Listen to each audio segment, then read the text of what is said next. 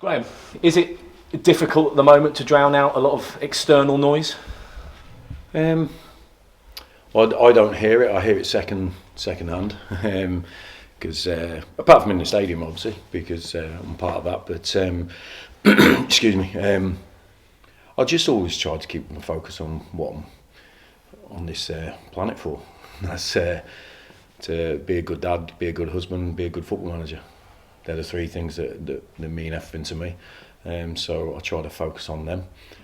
But part of that is the revolving world around those subjects. And would I expect supporters and other people to be ecstatic about our results? No, I'm not an idiot. But we need to win more games to get that good feel good factor back, which we had a month ago when we were winning games. And but that's the game, that's life. It's full of ups and downs, and what excuse me, we're trying to bring here, and what I'm trying to bring here, or how I live my life. I have emotional control and I have resilience, and I believe that our team needs that. I think our club needs that, in respect to what our future looks like. So I see our team have really excellent spells of dominance in football, and then really poor spells in the same game. Yeah. And I believe it's linked to our emotional control of things that happen in a game. I've learned over my whole life, because I didn't have this emotional control that I have learned to have over the years. If anyone knew me in my teens and my 20s, then I was a bit of a volcano at times, and the opposite of that. But no good came of that. No consistency came of that. And my life was inconsistent. My career was inconsistent until I found that mindset and that mentality to see everything for what it is and focus on how to improve that situation. My life got better, my career got better, and things followed from there. So I'll see the same sort of, look, I talk about my past because that's my reference point. I can't talk about MK Don's past history, 15 years, 19 years, because I wasn't here, I wasn't part of that. So my reference point is my life, my career. And my career has been full of ups and downs and full of difficult moments, and but I've showed the emotional control to understand what was needed to improve, and the resilience to not quit. With the points tally in the last 7 games and the lack of wins, did you expect and do you understand the fans' reaction to that, both written and in the ground? Well, I've not seen any written stuff, so I can't comment on that. No, I'll be honest. The Sutton game, it was a strong response after that game, and that was, I think, 2 weeks after us being top of the league, and I think I was manager in a month, and 2 weeks later, it's coming on top. So it gave me an early sort of indication of the frustration and the pain that supporters have been feeling and have with them. And so I understand it. So what I'm trying to do, or I try to do with situations, is try to understand people's emotions. So because that's my job really. My job is understanding my players' emotions and thought processes, and then try to make them think in a way which I know works, for the long-term objective of success, of consistency. So part of my role is to understand people's emotions, owners, supporters, staff members, players. So supporters come into that role. So it's one of them. But I've been at clubs. My last club was the same. Really. Quite diverse in its response to things, but I try to understand what they've been through in the past. But it takes time for that. I've been here, 9 weeks into a football season. I'm not a genius that I understand everything straight away, but I have to experience things and listen to people and get a general feel, and then I understand what the issue is, the problem, and try to fix it as best I can. But I do also understand I don't control everything. So I try to focus on the things I can control. I can't control what's written on social media and stuff like that. So if I start focusing on that, that's taking my focus off what I'm here for, and that's to do my job and to create a winning team and to help my players. So if I don't do that, then I'm doing myself a disservice. I'm doing my players a disservice and the chairman, because that's why he brought me here. And I get you talk about, you know, two different MK Dons within one game. Sometimes you'll have seen the best and the worst. And I guess that's absolutely fair. And if you look at some of the stats in games that your side has played this season, you know, they're very positive. Yeah. But you know as well as I do, it comes down to points on the board, and 3 in 21 that's I suppose where the reaction comes from. You've got to win games. Yeah, that's what I've just said. Yeah. You know, I'm not defending the lack of wins. I'm not trying to change the supporters' reaction or certain reactions. It's not everybody. I understand that, but there's people, and everyone's entitled to their own opinions and feelings. That's what's brilliant about this country. I said it a couple of weeks ago, but I know I'm not going to change everyone's opinions and affections and that, and it takes time. You know, I've been with my wife for 35 years. I'm telling you, I guarantee she didn't love me straight away. I wanted her to. I had to earn the right. You know, I had to through my actions, through my behaviour over time, to gain her affection. So if that's what it takes, that's what it takes. But no, I'm a big boy. I've been on this earth for long enough now. To understand how life is, and but it won't change. What it won't change is my perspective on life, my perspective on my job. You know, it's you have to show emotional control and resilience. If I don't show that, how do I expect my team to show that in game? So I'm going to show that. I've showed it all my life. I won't change that. If it's good enough, great. If it's not, it won't change how I behave. I think I know it works. It works for me. It helps me sleep at night, helps me go on to the next thing and go in with a fresh mind to be successful, just take on every challenge.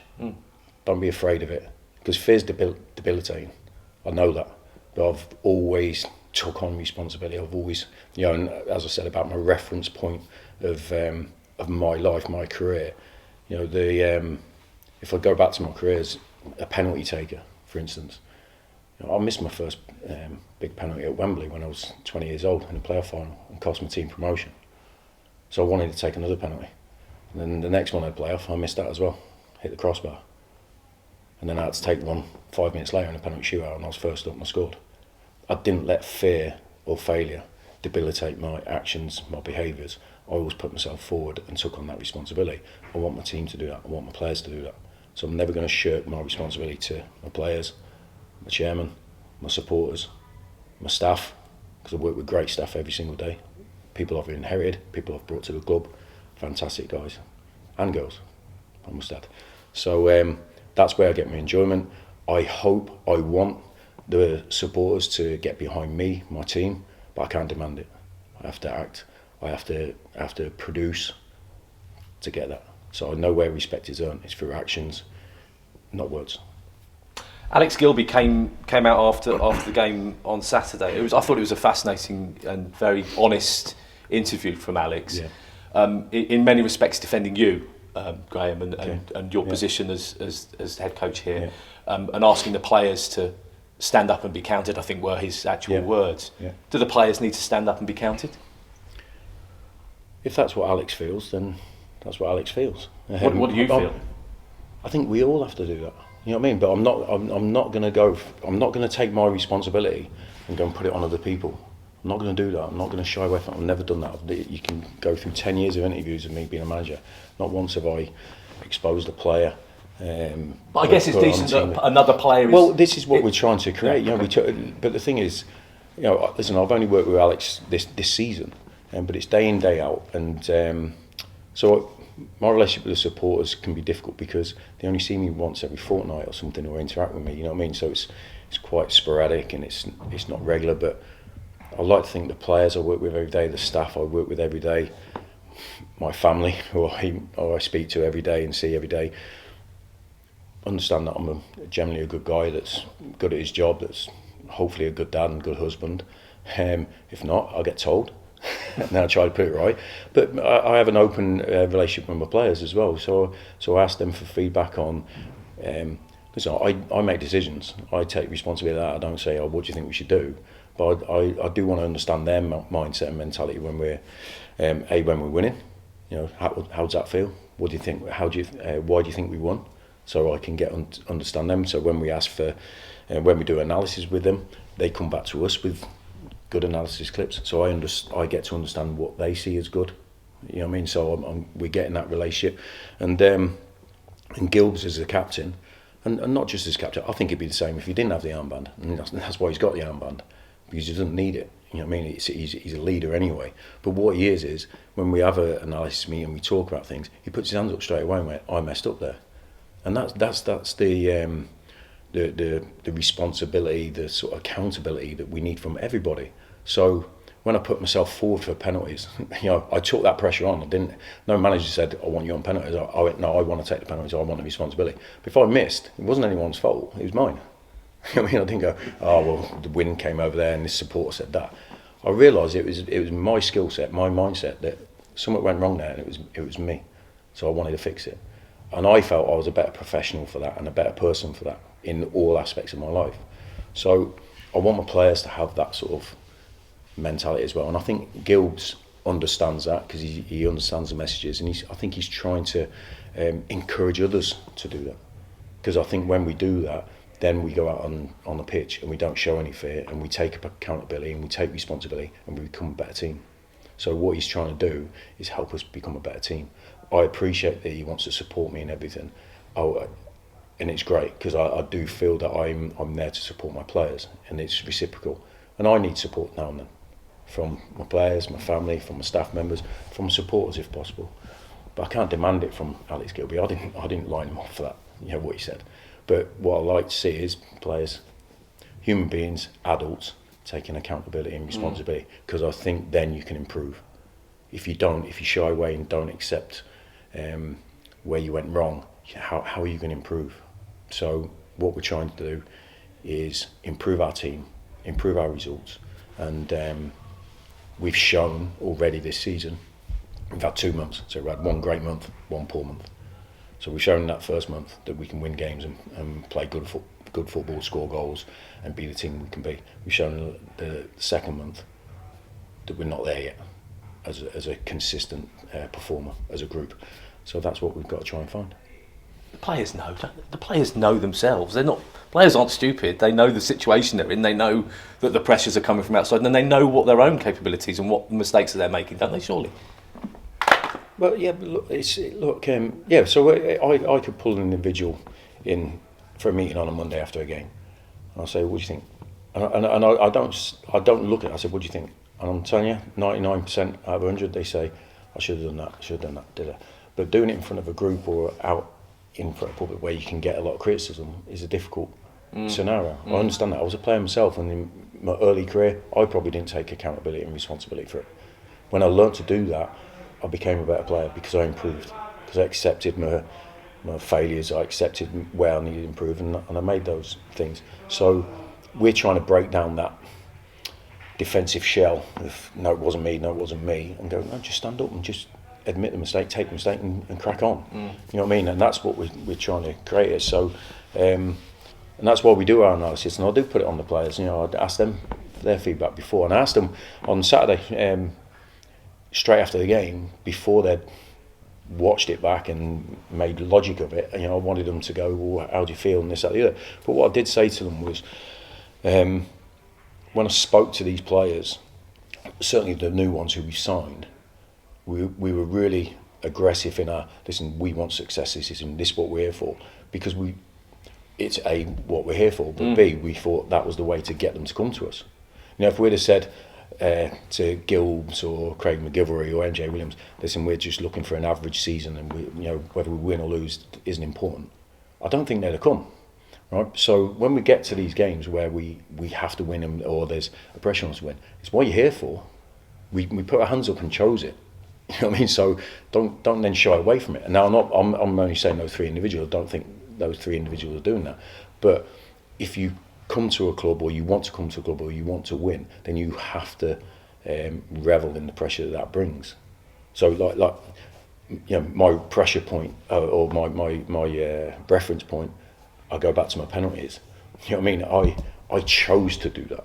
I chose to take the crap if I missed, but I'm not shying away. You know what I mean? I'm putting myself in this pressure to prove something to myself a little bit. Thought I was good at it, but it was to prove to myself that I was never going to be fearful.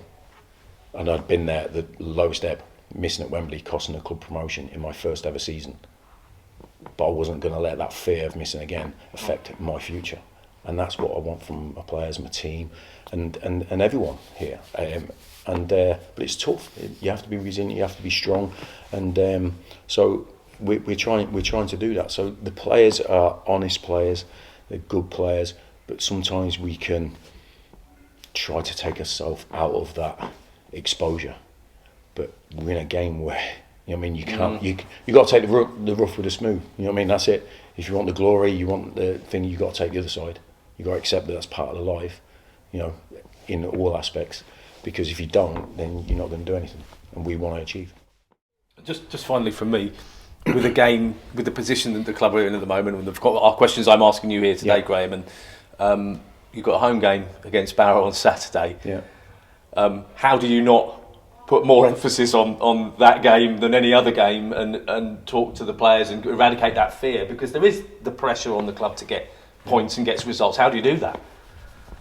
Well, we talk about it to a certain aspect, but I've been saying since day one, lads, we are what we do.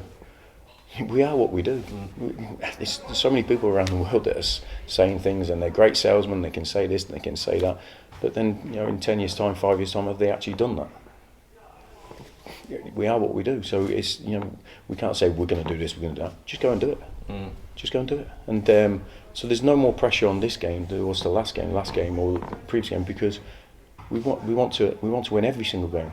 There was pressure on us, or I would say, inside us, to win in pre-season, to win the first game of the season, to win against Chelsea 21s, or, you know what I mean?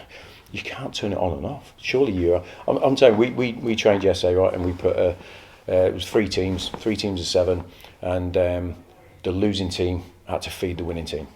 You should have seen the tackles flying in. What? There was no pressure on that. There was no points. There was no big money on it. It was just a pride of, I don't want to serve him food. And it was just a full commitment, honestly. But there was no fear there. There was no trepidation. If there was a mistake, there was a mistake. That's how we have to play. And I said that to the players. You play like how you train. We have not got an issue. Every other club we play has got an issue, and that's what we're trying. So it's a process that I think there's half a team who have had a real difficult 12, 14 months.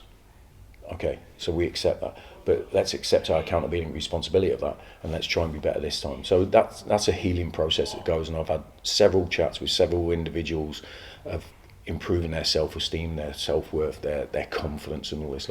But it doesn't. I'm not David Blaine. Do you know what I mean? He's a magician, isn't he? Or something There's one for the slightly older. Yeah. So Paul Daniels. Doesn't even know anyone. So, you know, I don't go, here you go, boof, you're a fully confident player. I have to understand what they've been through, what they go. And I've been there as a player, so it doesn't happen overnight. But it happens with persistence, with commitment, with control, emotional control of going, no, what's the end target? What's the end target? I can get there as long as I admit where I am now, and I can take it forward. And that's what we're trying to do. So, yes, it was fantastic. The will to win is there by the players, 100%. And I don't have to say anything before the games. I hear the players saying all the right things, 10-3, geeing each other up, talking about the tactical side, everything like that. So I don't have to step in. There's good players in there, good professionals now.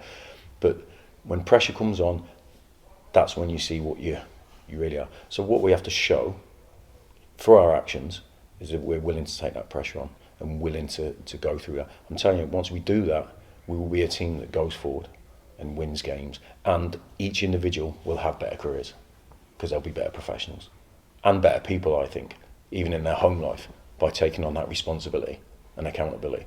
So I'm not going to say it's going to work in 24 hours. I'm not going to promise that, but hopefully in 3 months' time, it's a point where you go, oh, it might have started then. but it's going to take time to show whether we're right or wrong. You know what I mean? But my life has been in this game for 30 odd years, and I like to think my past thought process has gone, yeah, actually that is the process you have to go through, and but I have to prove myself again. You know what I mean? I've had success at the previous 4 clubs I've managed, but it means nothing to the MK supporters. It doesn't, and I don't expect it to. What they want is to see success for their club, and that's what I'm here for. We all want the same thing, so I won't shy away from my responsibility on it. I won't shy away from the work that we have to do for it, and ultimately, hopefully, whenever I leave this club, wherever that point is, they go, he did a good job for us as a club, and we're ahead of where we were when he took over, which I've done with the previous 4 clubs I've managed. Thank you, Graham. Thank you. Okay. I suppose one of the in vogue terms in football is style of play, and ultimately for a head coach and manager, style of play is winning a game, sometimes by any means necessary. But has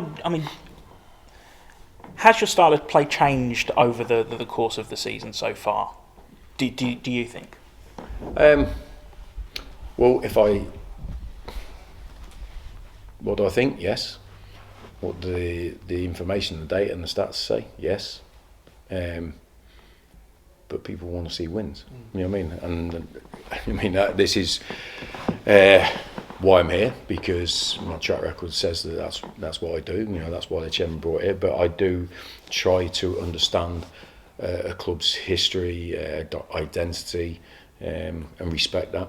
So, so there's and reference points. So I use stats and data to keep me on track sometimes, or find solutions to problems. So, it's like you can see it, but then you go back to the data to see if your opinion or your feeling is right. So I'll do it in games. I can see a player and think, he's not running hard, he's being a little bit lazy, and I'll ask Tom Bromley, can I have a look at the iPad? And that verifies that, because sometimes you have to convince the player, no, what I'm seeing is what's happening. Or we do it with analysis, this should have happened, or whatever. So I use that to help me in certain aspects. It's not my right, we're doing this right, we're doing this wrong, because I have to take results and human nature into it. But style, I've not struggled with this. I understand. I'm quite a realistic person, as in I know what football is, I know what life is, and I'm not a blagger. You know what I mean? So I know what has kept me in the game for 35 years. It's through winning. So as a player, I help teams win. As a manager, I've helped teams win, and that's why I'm still here in a football kit 35 years later, still trying to win. If I hadn't been winning games as a player or as a manager, I wouldn't be in the game. That's quite black and white. I know that because I see it all the time. But there's you have to understand that the game changes from decade to decade to decade. I did it as a player, so the way I lived my life until 26, 27 was pure old school. There was no sports science involved. I worked hard, I played hard, and I partied hard. Because that was a life, that was a career. But I saw the game was changing, that more sports science was coming into it, this, that, the other. And if I'd have sat there and gone, well, I've always done it this way, I'd have been out of the game at 32, 33. So I changed and I understood where the game was going, and I made myself competitive, and I took on sports science, I took on the modern technology, I knew where the game was going, I foresaw where it was going, and I brought that into my game, and I played till I was 40 and had more success in the 30s and the 20s because of that ability to change and adapt. So the same as so when I've started managing, there was no talk about style of play or anything like that. When I first went in at Fleetwood, it was like win promotion. That was it. There was never in nearly 3 years anything about, and we won promotion and took the club up. It was only probably in fact, no one would have said that until I came to this club. But even then, it was a little bit, listen, we need to win, but we have a certain identity. So all me other clubs, it was just win. So what I've tried to do is adapt. So we were winning at the start of the season, and possession stats were, around 40%, 42% or something.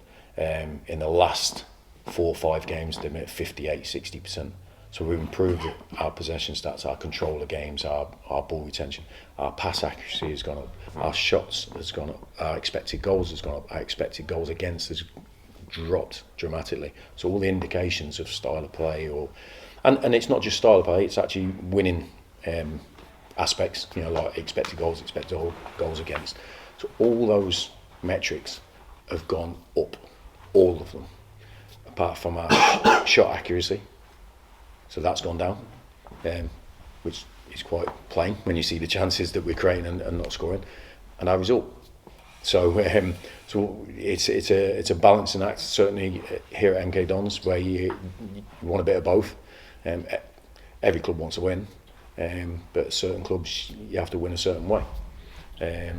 So we're trying to get both if we can, but certainly the stats show that we are dominant in possession for the last 5-6 games since Stockport game, because the Stockport game for me was a line in the sand where I didn't see a team that dominated any spell of that game. In the previous games we'd had really good spells and dramatic drops off, but we still won games this Saturday. The Stockport game for me was like, no, actually we didn't have any spell where we deserved to win that game. So we made a conscious decision to change. So Oxford was the next game. Played well, did all the things well, won, and we decided to continue along that path. Now, should we have won some of those games we played since then? Definitely, 100%. But we didn't, so I understand that.